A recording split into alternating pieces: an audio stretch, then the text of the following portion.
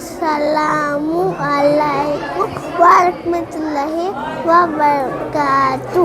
खाने की सुन्नतें। आज मैं खाने की सुन्नतों के बारे में कुछ बातें पेश करना चाहती हूँ। इस्लाम हमें हर काम अदब से सिखाता है और खाना खाने की भी बहुत प्यारी सुन्नतें हैं।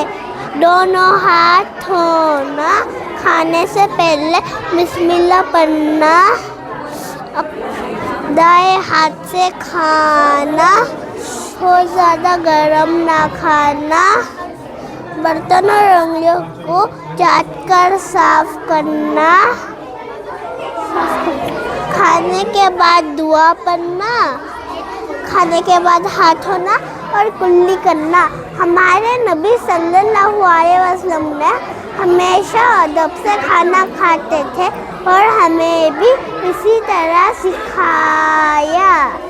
अगर हम ये सुन्नतें हमारी ज़िंदगी में लाए तो हमारा खाना भी इबादत बन जाती है। जज़ाकल्लाहु खैर।